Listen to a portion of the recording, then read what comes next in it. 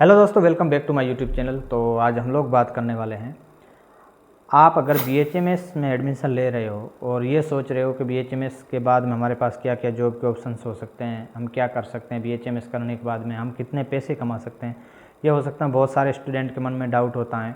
और ये मेरे मन में भी डाउट था जब मैं बीएचएमएस में एडमिशन ले रहा था उस टाइम, लेकिन ये डाउट अब धीरे धीरे क्लियर हो रहा है। और जो मैंने एक्सपीरियंस यहाँ लिया, जो मुझे यहाँ पता चला कि मैं बीएचएमएस के बाद में क्या क्या कर सकता हूँ, मेरे पास क्या क्या ऑप्शंस हैं, तो ये सारा मैं आपके सामने एक्सपीरियंस शेयर करने वाला हूँ। और मैं आपको प्रूफ के साथ बताने वाला हूँ कि बीएचएमएस करने के बाद में आपके पास क्या क्या जॉब ऑप्शंस रहेंगे। देखो, जब आप 4 साल बीएचएमएस कर रहे होते हो तो उस टाइम तो आपको कुछ नहीं मिलने वाला है। हाँ, हो सकता है कुछ स्टूडेंट होते हैं जो अपनी तरफ से कहीं से कमा रहे होते हैं, वो तो अलग बात है। बाकी जो गवर्नमेंट है वो आपको कुछ नहीं देने वाली है। सामने आपको कॉलेज की फ़ीस पे करनी पड़ेगी और जो हॉस्टल का किराया होता है वो भी देना पड़ेगा। गवर्नमेंट अगर हॉस्टल मिल गया तो, अगर आप पीजी लेके रह रहे हो तो आपको वैसे ही देना पड़ेगा।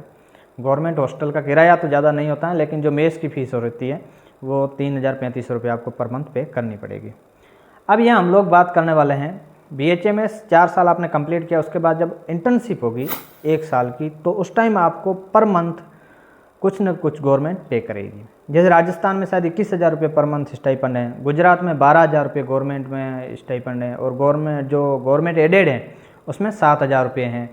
वहीं अगर यूपी की बात करें तो 7,500 रुपये आपको पर मंथ स्टाइपेंड मिलेगा गवर्नमेंट में।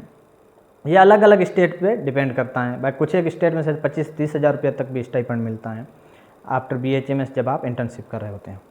जब आपने 5 साल अपना बीएचएमएस कंप्लीट किया, 5.5 साल, उसके बाद में आपके पास क्या क्या ऑप्शन हो सकते हैं। अब यहाँ आपके पास 2 ऑप्शन हैं, एक है विदाउट पीजी, एक है विद पीजी। अगर आप पीजी करना चाहते हो, 3 साल का मान लो आप एमडी कोर्स करना चाहते हो, तो आपको एक एग्ज़ाम फाइट करना पड़ेगा। एग्ज़ाम फाइट करने के बाद में आपको एक गवर्नमेंट कॉलेज मेरिट के आधार पर मिलेगा, और उन कॉलेज में अलग अलग स्टाइपेंड होता है। अब पहले अपन करते हैं बिना पीजी। अगर बीएचएमएस आपने सिंपल नॉर्मल बीएचएमएस किया तो उसके बाद में आप क्या क्या कर सकते हो, तो उसके बाद में अपन लोग बात करेंगे पीजी के बाद में। सबसे पहले अपन बात करें, अगर आपने बीएचएमएस कंप्लीट किया, उसके बाद में आप पीजी नहीं करना चाहते, सीधे करना चाहते हो, तो जो पहला ऑप्शन होता है वो होता है गवर्नमेंट। बहुत से तो यही सोचते हैं यार गवर्नमेंट जॉब अपन को मिल जाए। गवर्नमेंट जो है मेडिकल ऑफिसर होते हैं, और एक रेजिडेंट मेडिकल ऑफिसर जो होते हैं, जिसको आयुष मेडिकल ऑफिसर AMO बोला जाता है। उनकी वैकेंसी अलग अलग स्टेट में आती रहती हैं, और जो सेंट्रल गवर्नमेंट है वो यूपीएससी एग्ज़ाम लेती हैं, और जो स्टेट की हैं वो स्टेट की गवर्नमेंट, जैसे राजस्थान में RPSC एग्ज़ाम लेती हैं। तो इसके बाद एग्ज़ाम होगा, एग्ज़ाम के बाद में आपका इंटरव्यू होगा, और इंटरव्यू के बेसिस पे आपका सिलेक्शन किया जाएगा मेडिकल ऑफिसर के लिए। और ये अलग अलग स्टेट की वैकेंसी आती रहती हैं टाइम टू टाइम, यूपीएससी की भी, सेंट्रल गवर्नमेंट में, और स्टेट के भी अलग अलग। इसमें अगर मेडिकल ऑफिसर की सैलरी की बात करें तो आपकी शायद 50 से 60 हज़ार रुपये पर मंथ आपकी सैलरी होगी। फिर धीरे धीरे जैसे जैसे आपका टाइम बढ़ेगा, एक्सपीरियंस बढ़ेगा, उस हिसाब से आपकी सैलरी बढ़ती जाएगी। ये परमानेंट जॉब। बाकी कुछ स्टेट में गवर्नमेंट हैं जो संविदा पे भी मेडिकल जो डॉक्टर होते हैं, आयुष मेडिकल ऑफिसर, उनको रखे जाता है। तो संविदा पे रहने वालों की सैलरी 25 से 30 हज़ार रुपये आपको स्टार्ट में मिलेगी। अभी अगर MBBS डॉक्टर्स की बात करें तो राजस्थान में अभी एक वैकेंसी आई थी संविदा पे डॉक्टरों की, तो उसमें 28 हज़ार रुपये कुछ MBBS वालों को मिल रहा था। तो आपको भी 25 से 30 हज़ार रुपये BHMS करने के बाद में आप संविदा पे कहीं हो तो आपको मिलेंगे। और संविदा का मतलब होता है कि आपको 3-4 साल के लिए रखा जाता है, बट परमानेंट नहीं किया जाता है। फिर भी संविदा में आपकी धीरे धीरे सैलरी भी बढ़ती रहती है। जो परमानेंट होते हैं मेडिकल ऑफिसर, उनकी सैलरी वही होती है जो बाकी मेडिकल ऑफिसर की होती हैं, थोड़ा बहुत हो सकता है फ़र्क हो। अगर आपने BHMS कंप्लीट किया तो गवर्नमेंट में तो ये आपके पास ऑप्शन है मेडिकल ऑफिसर की, और मेडिकल सैलरी मैंने बता दी 50 से 60 हज़ार रुपये होते हैं। लेकिन अगर आप संविदा पे हैं तो आपकी सैलरी 30 से 40 हज़ार रुपये या 25-30 हज़ार रुपये मिनिमम तो होगी ही होगी। इसके बाद में आता है दूसरा ऑप्शन है वो अपना खुद का क्लिनिक। अगर आप अपना खुद का क्लिनिक खोलना चाहते हो, होम्योपैथी प्रैक्टिस करना चाहते हो, अगर आपने 5 साल अच्छे से होम्योपैथी को पढ़ लिया, अच्छे से होम्योपैथी मेडिसिन पढ़ ली, अच्छे से आपने लास्ट में प्रैक्टिस भी होम्योपैथी कर ली, और अगर आपके अंदर वो जुनून है कि मैं खुद का क्लिनिक स्टार्ट करूँगा और खुद होम्योपैथी में इलाज करूँगा, और तो भी आप क्लिनिक खोल के अच्छी खासी अर्निंग कर सकते हो। होम्योपैथी में जैसे कि स्टोन हैं या फिर जो माइग्रेन है, इसका बहुत अच्छा इलाज है होम्योपैथी में।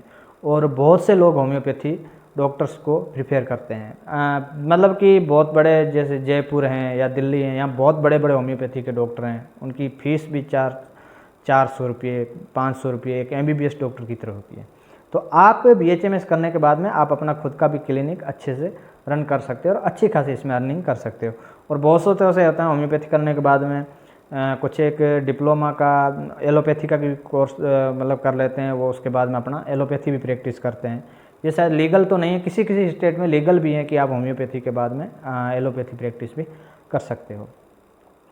और उसके बाद में जो तीसरा जो ऑप्शन है वो है आप किसी इंडस्ट्रियल एरिया, जो कंपनियां होती हैं जो होम्योपैथी मेडिसिन, होम्योपैथी फार्मेसी की जो दवाइयां बनाती हैं, उसमें भी आप जाके जॉब कर सकते हो एम्प्लॉय के तौर पर। तो वहाँ आपको जो सैलरी है वो 25 से 30 हज़ार रुपये पर मंथ कुछ न कुछ मिलेगी। जो लास्ट एक 4 नंबर पे मैंने लिया है वो है टीचर। अगर आप BHMS आपने कर लिया है, BHMS करने के बाद में अगर आपका पढ़ाने में रुचि है तो आप किसी कोचिंग इंस्टीट्यूट में, जैसे एलन हैं, आकाश हैं, PW हैं, यहाँ आप पढ़ा सकते हो जाके। और जो BHMS या BAMS MBBS जो किए होते हैं उनको तो तुरंत ये कोचिंग से ले लेती हैं, क्योंकि उन्होंने बहुत अच्छे ये प्रोफेशनल डिग्री कर रखे होते हैं।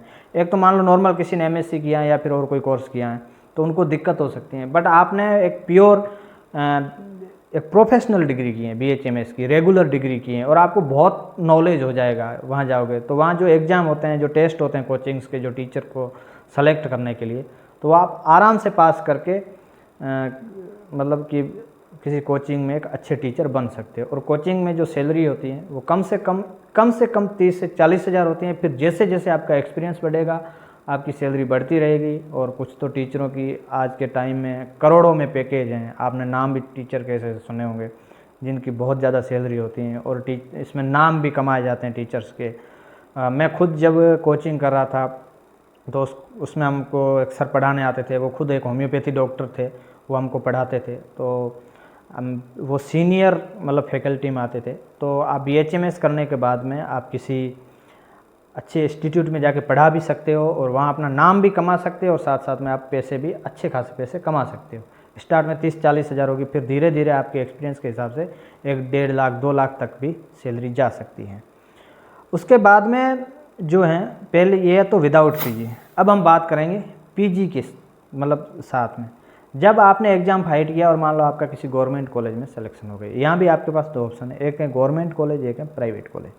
प्राइवेट कॉलेज में आपको स्टाइपेंड तो नहीं मिलेगा, लेकिन आपको वहाँ फीस भी भरनी पड़ेगी। लेकिन गवर्नमेंट कॉलेज होता है उसमें फ़ीस भी नॉर्मल होती है और आपको वहाँ स्टाइपेंड भी पर मंथ मिलेगा जब आप PG कर रहे होते हो।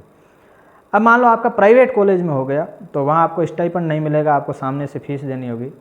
अब यहाँ आप बेरोज़गार नहीं रहोगे। ऐसा नहीं कि आप 3 साल मतलब कि MD भी कर रहे हो और घर वालों से पैसे लेके दे रहे हो, ऐसा नहीं है, क्योंकि अब आपके पास एक BHMS की भी डिग्री है। वो आप खुद का मान लो क्लिनिक स्टार्ट करके आप खुद प्रैक्टिस कर रहे हो और साथ साथ में अपना कॉलेज की भी फीस भर रहे हो, तो आपकी प्रैक्टिस से भी कुछ ना कुछ अर्निंग होगी। और साथ साथ में आप किसी ना जो आप जिस कॉलेज से जो MD कर रहे हो तो वहाँ भी आप उसकी फ़ीस पे करते रहोगे। या फिर आप किसी हॉस्पिटल में मतलब पार्ट टाइम जॉब स्टार्ट कर दोगे। तो आपने अगर BHMS कर रखा है तो आपको अगर किसी हॉस्पिटल में आप जॉब करोगे तो 25 से 30 हज़ार रुपये मिनिमम कम से कम मिलेगी। तो आपकी इधर से MD की डिग्री भी होती रहेगी, उधर से आप जो पैसे कमाओगे वो आप कॉलेज की फ़ीस भी भरते रहोगे और अपनी खर्चा भी चलाते रहोगे। तो ऐसा नहीं है कि आपको 3 साल आप प्राइवेट से कर रहे हो तो वहाँ आपको पैसे घर से लेने मतलब पड़ रहे हैं, तो ऐसी ज़रूरत नहीं होगी। अगर आपके अंदर काबिलियत हैं तो आप आराम से MD करते टाइम किसी हॉस्पिटल में जॉब करके या फिर अपनी खुद की प्रैक्टिस करके अर्निंग करके आप अपना खर्चा चला सकते हो और कॉलेज की फ़ीस भी भर सकते हो। और कॉलेज की फ़ीस भी ज़्यादा नहीं होती है, शायद 1.5 से 2 लाख के बीच में होती है पर ईयर। तो आप आराम से भर सकते हो, फीस भी भर सकते हो और अपना खर्चा चला सकते हो। अब हम गवर्नमेंट कॉलेज की बात करें तो गवर्नमेंट कॉलेज में आपको वहाँ स्टाइपेंड मिलेगा पर मंथ।